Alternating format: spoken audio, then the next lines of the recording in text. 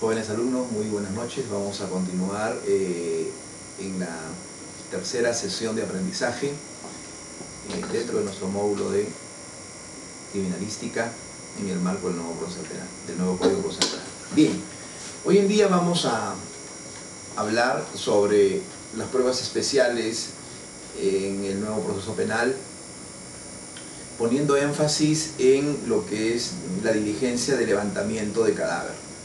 Es decir, vamos a trabajar escenarios de muertes, que son eventos donde más problemas se producen debido a las omisiones y al tratamiento inadecuado del escenario criminal. Pero no podríamos iniciar la jornada de hoy hablando de cadáveres si es que no definimos inicialmente cuándo consideramos muerta una persona. Cuando se ha extinguido la actividad cardíaca, cuando hay ausencia de actividad respiratoria. Pues bien, tenemos que recurrir a nuestras clases de medicina legal y recordar que hoy en día los conceptos de muerte, las fronteras de la muerte se han ampliado, se han extendido. Y además del concepto tradicional de muerte, llamada también por la bibliografía, por la literatura, muerte clásica o muerte real, tenemos dos conceptos adicionales que vamos a disgregar, vamos a desarrollar. El primer concepto de muerte real se refiere cuando todas las funciones vitales han cesado, se han extinguido, han concluido de manera definitiva e irreversible. Es decir, cuando encontramos un cadáver tan rígido como una tabla.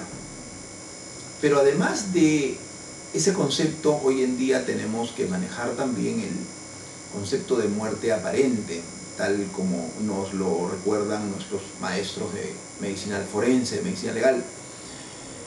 Y por muerte aparente debemos entender que es la disminución de los signos vitales a su mínima expresión, casi imperceptibles. No desaparecen, sino se reducen. Y por eso que se recomienda siempre, antes de procederse a una diligencia de levantamiento de cadáver, que el diagnóstico de muerte sea una de las primeras acciones que deben ser definidas y aclaradas por el operador médico que participa en el trabajo de un escenario criminal. Los problemas derivados de casos de muertes aparentes tienen que ver con problemas neurológicos, estados catalépticos, que inclusive la novela ha recogido y existe abundante bibliografía al respecto. Bien, y el otro concepto que debemos de tener muy presente es la muerte cerebral, consignada en la Ley General de Salud, referida cuando han concluido, cesado, fenecido toda actividad cerebral de manera definitiva e irreversible. Todo ello, según los procedimientos, amerita la participación de un médico neurólogo, el mismo que debe hacerse cargo del manejo y diagnóstico respectivo, con la ayuda de exámenes auxiliares como el electroencefalograma, cuyo resultado debe ser una línea horizontal, la misma que es interpretada como ausencia de actividad cerebral, y muy necesario en los casos de donación de órganos y tejidos. Estos casos, en su manejo es importante tener claro, ya que cuando se investigan eventos de malas prácticas médicas, su utilidad es realmente importante. Bien, ahora que conocemos de manera básica el concepto de muerte, vamos a pasar a la clasificación de las muertes y seguimos recibiendo el apoyo enorme que nos brinda la medicina legal, y tenemos 3 grupos según la clasificación de la literatura uniforme al respecto. Medicina legal clasifica las muertes en general en 3 grandes grupos. A la primera la denomina las muertes naturales, que son aquellas en donde una persona en vida presenta como cuadro de fondo una enfermedad y producto de esa enfermedad expira, muere. En estos casos se descarta obviamente la participación de terceras personas y reiteramos, la enfermedad se produce debido a una evolución desfavorable de un paciente que termina con su muerte. En estos eventos no se requiere que el cadáver sea internado en la morgue para la necropsia de ley, pero sí el médico tratante debe de extenderle el certificado médico correspondiente, dando fe que estuvo a cargo de su manejo terapéutico.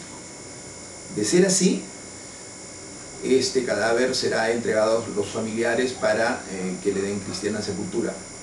Pero si en el tratamiento, en el manejo, en la verificación de los datos referente al galeno que estuvo a cargo, que firmó, que puso su postfirma, surge algún indicio considerado sospechoso, entonces ya no se calificará el evento como una muerte natural y ya pasará a ser una muerte sospechosa. En algunos casos, respecto a las muertes naturales, a solicitud de los familiares del paciente o del occiso, se pueden efectuar las denominadas necropsias clínicas u hospitalarias, que tienen por finalidad conocer la causa de la muerte, o mejor dicho, conocer el motivo de la muerte, esto es con fines científicos, cuando los diagnósticos no se produjeron o existen dudas, entonces se procederá a este tipo de necropsias. El segundo grupo de muertes son las denominadas muertes sospechosas de criminalidad, así la denomina el nuevo modelo procesal penal, pero también encontramos en la literatura con el nombre de muerte súbita o muerte repentina. La definición de esta segunda clasificación es aquella cuando una persona goza de un aparente buen estado de salud. Es decir, un individuo cree que está bien de salud, pero no lo está, presentando como cuadro de fondo generalmente una enfermedad asintomática. Los estudios realizados al respecto nos revelan que en nuestro medio Dos son las causas por las cuales las personas en nuestro medio, reitero, llegan a este tipo de muertes. En primer lugar, los accidentes cerebrovasculares, conocidos como aneurismas, y en segundo lugar, los problemas coronarios que derivan en infartos al miocardio. En este tipo de eventos, sí, el cuerpo, el cadáver, debe ser objeto de la diligencia de levantamiento del cadáver con participación de los respectivos operadores que ampliaremos más adelante, y el cadáver debe ser internado en la morgue central para la necropsia de ley. Sin embargo, diremos también que luego de producido este examen necróptico y conocerse las causas de la muerte, que generalmente son infartos o problemas de accidente cerebral, el caso está agotado, la investigación aclara la causa de muerte y no tenemos más aspectos que investigar.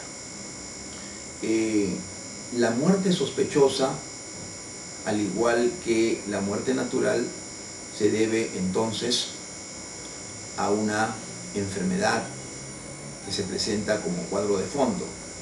Y la diferencia sería que en las muertes naturales el paciente presenta una sintomatología evidente, mientras que en las muertes sospechosas de criminalidad o las muertes súbitas o repentinas, esta se produce de un momento a otro.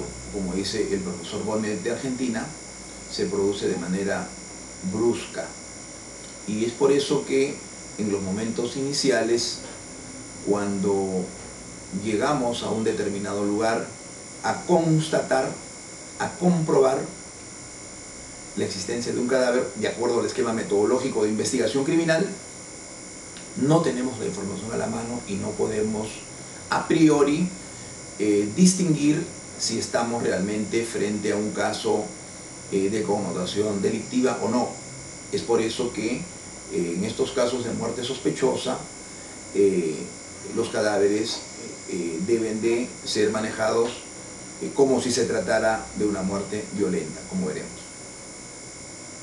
Y la tercera gran parcela, continuando con la clasificación de las muertes violentas según medicina legal, tiene que ver, sí, ya con un grupo de muertes que se producen con frecuencia en nuestro medio y que son motivos de tratamiento e investigación por parte de los operadores policiales, fiscales,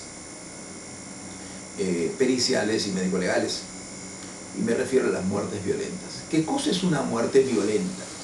Diremos que es todo aquello, es toda aquella que se produce cuando, existiendo un factor exógeno o externo, se produce la muerte. Es decir, habrá una muerte violenta cuando un determinado agente vulnerante que viene del medio externo impacta en una persona, en un cuerpo, en un determinado segmento corporal y le produce la muerte. Como aún el campo de estudio de las muertes violentas es amplio, la medicina legal nos ayuda a hacer una subclasificación y por eso tenemos que recordar que las muertes violentas pueden ser de tres tipos. La primera, muerte violenta suicida, muerte violenta accidental y en tercer lugar las muertes violentas homicidas. Expliquemos brevemente en qué consisten cada una de ellas. La muerte violenta suicida. ¿Qué es un suicidio, doctores? ¿Cuándo estamos frente a un caso de suicidio? ¿Cuáles son las características que presenta un escenario de muerte violenta suicida. Estos conceptos son de mucha utilidad en el manejo de muertes, ya que hemos tenido últimamente, como sabemos, temas de coyuntura, donde los operadores, donde la opinión pública, a partir del hallazgo de un cadáver, se presenta y se preguntan, ¿será un suicidio o será un homicidio? Y debemos tener muy en claro, doctores, que la muerte violenta suicida es aquella donde la propia persona, el mismo individuo, decide ponerle fin a su vida. Es obvio que en los casos de suicidio o autoeliminación es la misma persona quien tiene la intención, el propósito, la voluntad deliberada en extinguir su propia vida. Y en esa línea, en los momentos previos a su muerte, las horas, los días que anteceden a esta decisión, va a realizar una serie de actos tendientes a agenciarse de los elementos necesarios, de los agentes vulnerantes, armas de fuego, sustancias tóxicas, elementos constrictores que le servirán para tal fin. Es interesante también comentar que en los casos de muertes violentas suicidas, estas se producen en el 90% de los casos debido a que los potenciales suicidas están atrapados en una depresión intensa.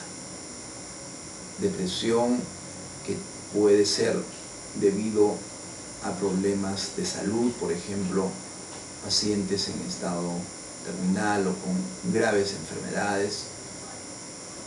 Podría ser también debido a motivaciones económicas, personas, individuos que tienen deudas preocupantes.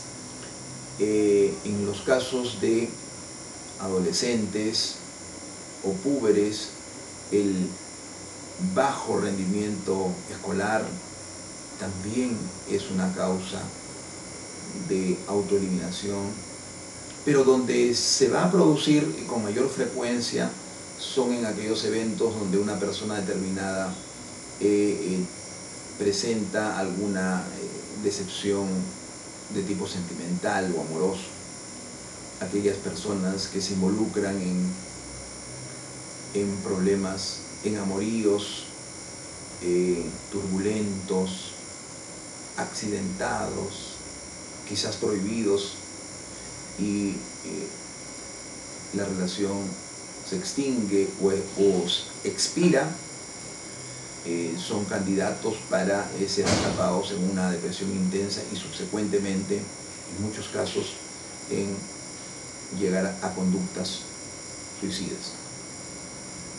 En los casos de muertes violentas suicidas, un patrón que vamos a observar que se repite con marcada frecuencia en el escenario de este hecho es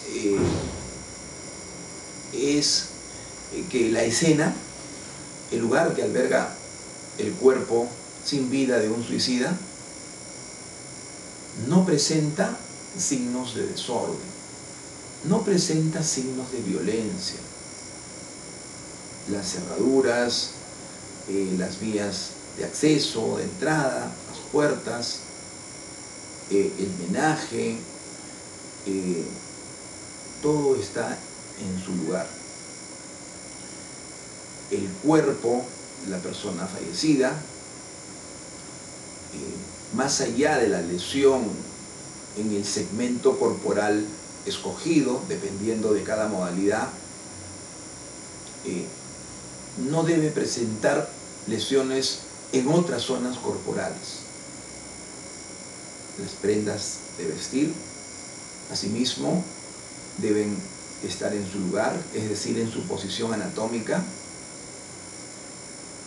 no deben presentar signos de roturas, de descoseduras, los botones deben estar en su lugar y estas características deben ser verificadas por los operadores que trabajan estos espacios. En algunos casos encontraremos la típica misiva de despedida y en resumen la investigación debe de concentrarse para solicitar además los exámenes periciales que nos permitan comprobar nuestra hipótesis de trabajo, en este caso de suicidio o autoeliminación. Dependiendo de cada modalidad, solicitaremos a criminalística los exámenes respectivos, como veremos en casos concretos más adelante.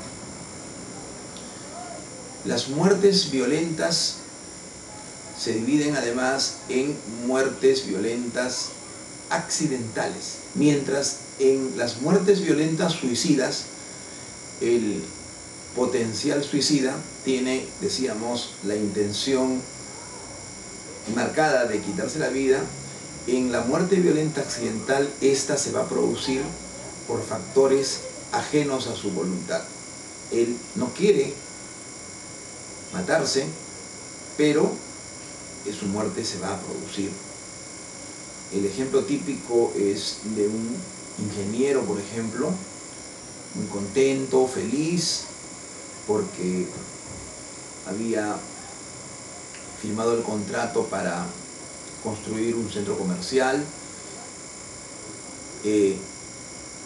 Con ese dinero se iba a comprar el departamento y el automóvil que siempre añoró, y el día de los hechos descendió hasta la parte baja del futuro mall y en circunstancias que estaba inspeccionando la futura zona de parqueo conjuntamente con sus colaboradores más cercanos, una pared que se encontraba en el lado adyacente o lateral izquierdo a su persona se derrumba y le produce una asfixia por sofocación y su muerte subsecuente. En estos casos, como vemos, la persona no quiso matarse, no quiso morir, pero su muerte se produce por factores ajenos a su voluntad.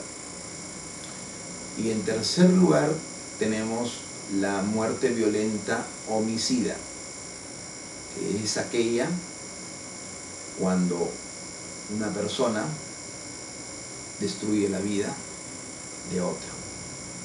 Para hablar de muerte violenta homicida es bueno recordar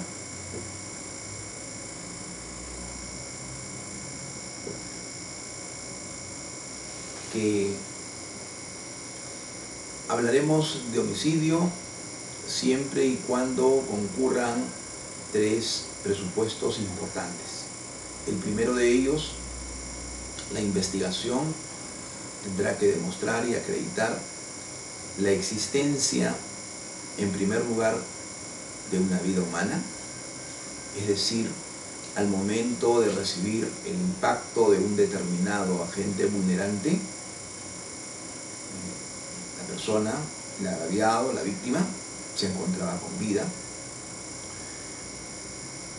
En segundo lugar, la investigación tendrá que orientarse para demostrar y acreditar la extinción de esa vida que producto del traumatismo, del proyectil de arma de fuego, de la herida inferida por un arma blanca, se produjo el resultado, muerte,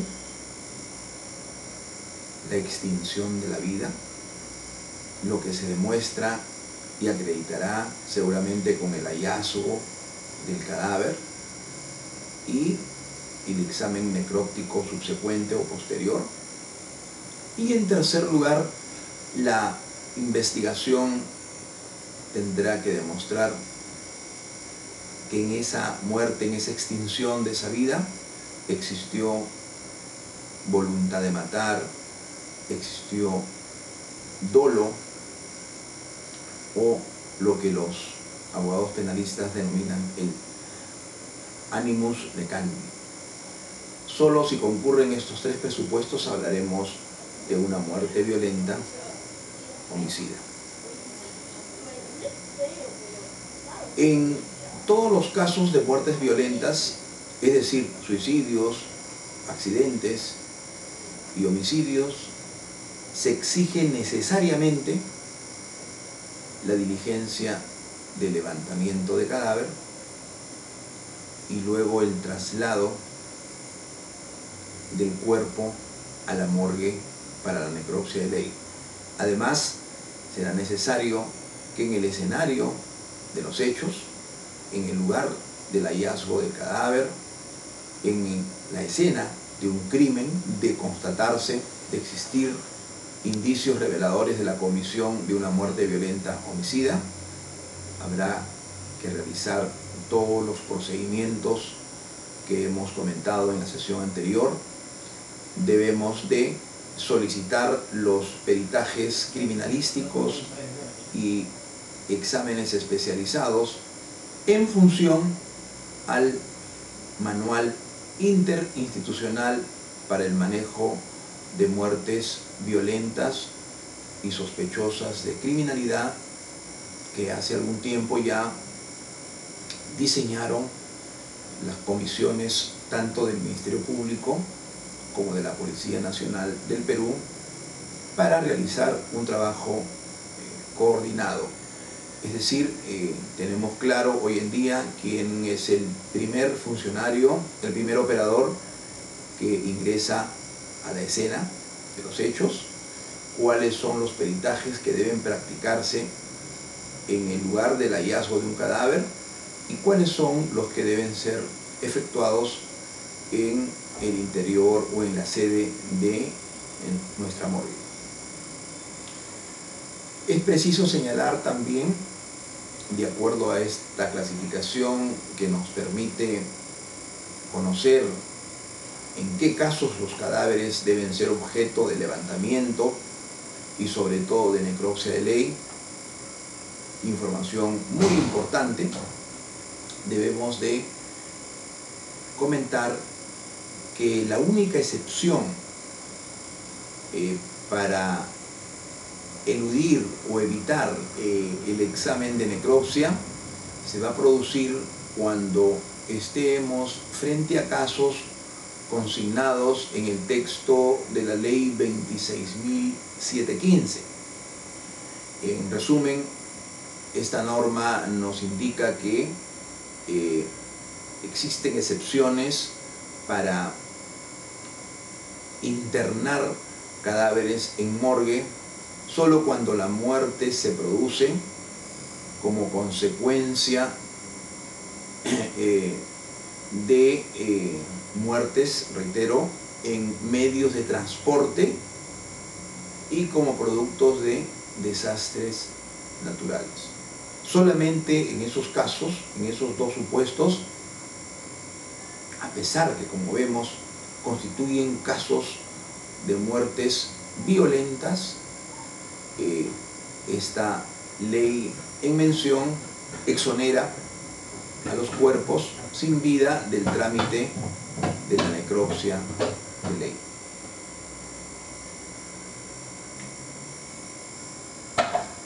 Quisiéramos comentar también que estos conceptos que hemos vertido tienen mucha relación con casos prácticos, con casuística,